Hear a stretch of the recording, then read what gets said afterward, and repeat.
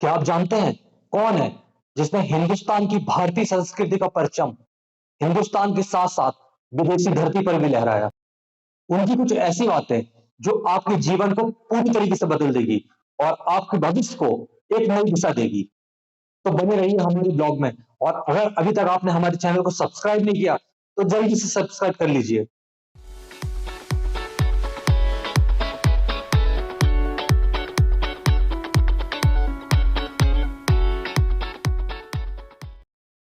आज स्वामी विवेकानंद जी का जन्मदिन है और हमारा ये ब्लॉग स्वामी विवेकानंद जी के जन्मदिन पर उनको पूर्णतः समर्पित है। स्वामी विवेकानंद जी के बारे में बताने से पहले मैं आपको अष्टवक्र गीता की ये लाइन समझाना चाहूंगा। अष्टवक्र गीता में लिखा है कि अगर गंगा नदी का पानी किसी बोतल में रखा जाए तब भी वह उतना पवित्र और पूज्य होता है। तो जरा सोचिए कि किसी इंसान के अंदर अगर परमात्मा का एक अंश आ जाए तो क्या वो परमात्मा से कम है? स्वामी विवेकानंद जी ने आत्मा से परमात्मा तक का सफर कैसे तय किया, चलिए हम अपने ब्लॉग के जरिए आपको बताते हैं। स्वामी विवेकानंद जी का जन्म 12 जनवरी सन 1863 में कोलकाता के एक कुलीन कायस्थ परिवार में हुआ। उनके पिता श्री विश्वनाथ दत्त कोलकाता में एक प्रसिद्ध वकील थे। उनके पिता वेस्टर्न सभ्यता पर विश्वास रखते थे और अपने पुत्र को भी अंग्रेजी पढ़ाकर वेस्टर्न सभ्यता की दरगाह में चलाना चाहते थे। उनकी माता भुवनेश्वरी देवी एक धार्मिक विचार की महिला थी। उनका ज्यादातर समय भगवान शिव की पूजा अर्चना में व्यतीत होता था। नरेंद्र की बुद्धि बचपन से ही तीव्र थी और परमात्मा को पाने की लालसा प्रबल थी। देवयोग से उनके पिता विश्वनाथ दत्त की मृत्यु हो गई और घर की सारी जिम्मेदारी का बोझ नरेंद्र के कंधों पर आ गया। स्वामी विवेकानंद जी बचपन से ही ज्ञानवान रहे और उनका किताबों के प्रति लगाव भी बहुत ही अधिक था। उन्होंने शिक्षा प्राप्त करने के बाद काफी प्रयास किया अपने जीवन को बेहतर बनाने का, पर जब उनका जीवन बेहतर नहीं बन पाया, उनका जीवन अच्छे से नहीं चल पाया, तब जाके उन्होंने परमात्मा की खोज करने का शुभ अवसर प्राप्त हुआ। स्वामी विवेकानंद जी को बचपन से ही भगवान के प्रति एक अजीब सी रुचि थी। वे हमेशा लोगों से सवाल करते थे, क्या आपने भगवान को देखा है? और ऐसे ही सवाल वे अपने गांव के ज्ञानवान लोगों से, साधु संतों से किया करते थे, लेकिन उनके सवाल का उचित जवाब उन्हें अभी तक नहीं मिल सका। जब उनको उनकी बातों का उचित जवाब नहीं मिल पाता था तो वे काफी निराश हो जाते थे। तब जाके उनकी मुलाकात एक ऐसी व्यक्ति से हुई जिन्होंने रामकृष्ण परमहंस के बारे में उन्हें बताया। उन्होंने कहा कि अगर आप उनके पास जाएंगे हो सकता है आपको परमात्मा से मेल हो जाए। यह बात सुनकर स्वामी जी ने तनिक भी देरी नहीं की और रामकृष्ण परमहंस जी से मिलने उनके घर पहुंच गए। जैसे ही उन्होंने दरवाजा खटखटाया तो अंदर से आवाज आई कि बाहर कौन आया है। स्वामी विवेकानंद जी ने जवाब दिया कि यही तो जानने आया हूं कि कौन आया है। उनकी ये बात सुन के रामकृष्ण परमहंस जी काफी प्रभावित हुए और उन्होंने उनको अपना शिष्य बना लिया। समय बीतता गया, काफी लंबे समय तक स्वामी विवेकानंद जी उनके शिष्य बने रहे।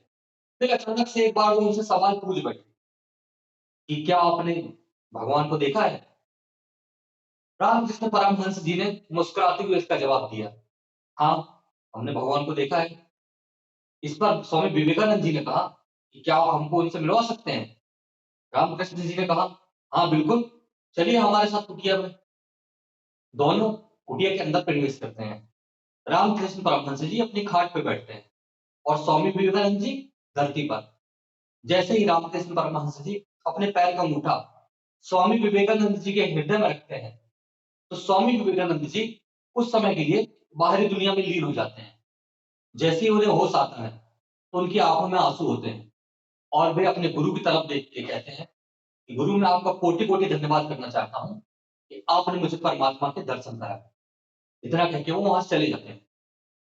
स्वामी रामकृष्ण जी परमहंस की मृत्यु के बाद स्वामी विवेकानंद जी ने बड़े पैमाने पर भारतीय उपमहाद्वीपों की और ब्रिटिश भारत में तत्कालीन स्थितियों का प्रत्यक्ष ज्ञान प्राप्त किया। बाद में विश्व धर्म संसद सन 1893 में भारत का प्रतिनिधित्व करने संयुक्त राज्य अमेरिका के लिए प्रस्थान किया। अमेरिका के शिकागो में हुए विश्व धार्मिक सम्मेलन में भारत और हिंदुत्व का प्रतिनिधित्व करने का मौका मिला। उसी की वजह से इस धर्म को लेकर काफी आकर्षण बढ़ा उसके बाद स्वामी विवेकानंद जी ने रामकृष्ण मठ, रामकृष्ण मिशन और वेदांत सोसाइटी की नींव रखी। आज की युवा पीढ़ी विश्व की महान विविधता के शिक्षा दौर से गुजर रही है और वहां से ज्ञान प्राप्त कर अपने जीवन यापन को पूरा करने में हर संभव प्रयास कर रही है।